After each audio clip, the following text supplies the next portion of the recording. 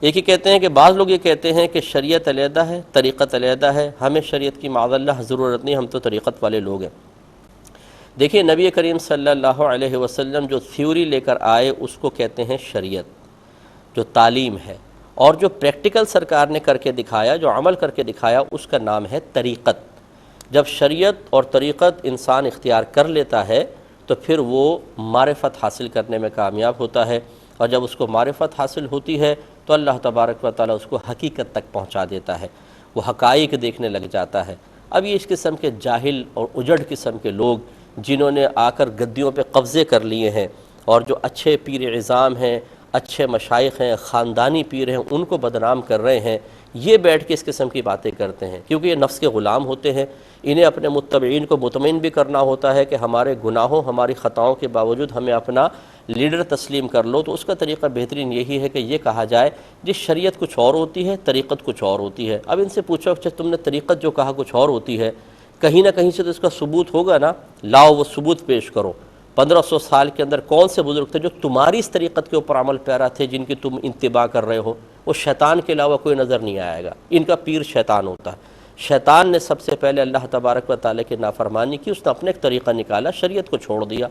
اللہ تبارک و تعالیٰ کے حکم کو نظر انداز کیا۔ تو اب آپ خود غور کر لیجئے، آدم علیہ السلام سے لے کر ہمارے سرکار تک، پھر ان کے جو قریب متبعین، پھر صحابہ کرام، پھر اولیاء اعظام، سب کے سب اللہ تبارک و تعالیٰ کے احکام اور نبیوں کی لائی ہوئی، یعنی جو متبعین ہیں وہ نبیوں کی لائی ہوئی شریعت پہ چلتے رہے، اور انبیاء علیہ السلام خود بھی اس پر عمل پیرا ہو کے شریعت بتاتے رہے۔ یہ کون سا گروپ نکل آیا؟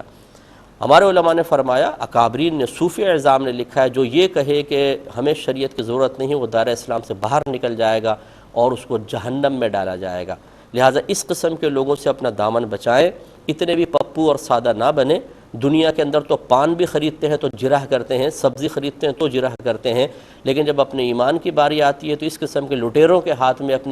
اپنے ایمان اور اپنی بچیوں کے ایمان دے کر اور ہم مطمئن ہو جاتے ہیں، اور یہ لوٹ رہے ہیں، اپنے خزانے بھر رہے ہیں اور لوگوں کو گمراہ کر رہے ہیں۔ اس قسم کے لوگوں سے محفوظ رہا جائے۔ ہاں، اچھے پیر اعظام جو صحیح العقیدہ ہوں، صاحب علم ہوں، باشرع ہوں، اعلانیہ کوئی گناہ نہ کرتے ہوں، اللہ تبارک و تعالیٰ کی شریعت کو عام کرتے ہوں، دنیا کا لالچ ان کے اندر آپ کو نظر نہ آئے، اپنے متبعین کی اصلاح کا جذبہ ہو، صرف اس وجہ سے نہیں کہ سیٹھ آ کر بیٹھا تو اس کو کچھ سمجھاؤں گا تو ناراض ہو کے چلا جائے گا، تو غریب کو سمجھا رہے ہیں، سیٹھ کو چھوڑ رہے ہیں، نہیں، سب کے ساتھ اصلاح کا برابر کا برتاؤ کرتے ہوں۔ یہ ہیں وہ لوگ کہ جن کا آپ دامن تھام لیں تو انشاءاللہ آپ کا بیڑا پار ہو جائے گا۔ ان سے بچیں جو یہ شریعت کو نہیں ماننے والے لوگ ہیں۔ یہ کہتے ہیں کہ خواتین گھر میں ہوتی ہیں، یہ تزکیہ نفس کی کون سی صورت اختیار کریں، کیونکہ مرد تو علماء کی صحبت میں یا مشائخ کی صحبت میں جا سکتے ہیں۔ دیکھیں، ہماری بہنوں سے میری گزارش ہے، آپ قرآن پڑھیں، حدیث پڑھیں، قرآن کو تفسیر کے ساتھ پڑھیں، حدیث کو شرح کے ساتھ پڑھیں،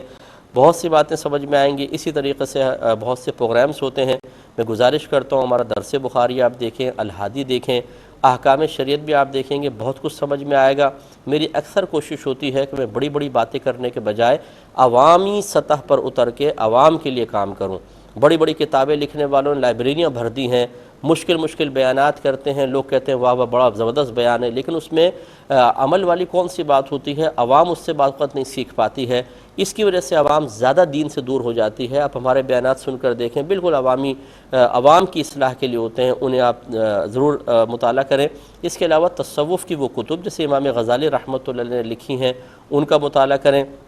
اور انشاءاللہ جیسے میں نے آپ کو پچھلے پروگرام میں بھی عرض کیا تھا، آپ دعا کریں کہ میں ایک کتاب لکھ رہا ہوں، یہ کتاب مکمل ہو جائے تو الف سے لے کر یہ تک انشاءاللہ ایک عام مسلمان کو کس طریقے سے سب سے پہلا اسٹیپ اٹھانا چاہیے، پھر سیکنڈ، پھر تھرڈ، کس طرح وہ قرب الہی کی منازل طے کر سکتا ہے، اللہ کی بارگاہ میں مقبول ہو سکتا ہے، کس طرح اپنا تزکیہ نفس کر سکتا ہے، مردوں کے لیے، خواتین کے لیے، دونوں کے لیے انشاءاللہ مفید ہوگی۔ آپ دعا کریں میں کتاب کمپلیٹ کرنے میں کامیاب ہو جاؤں۔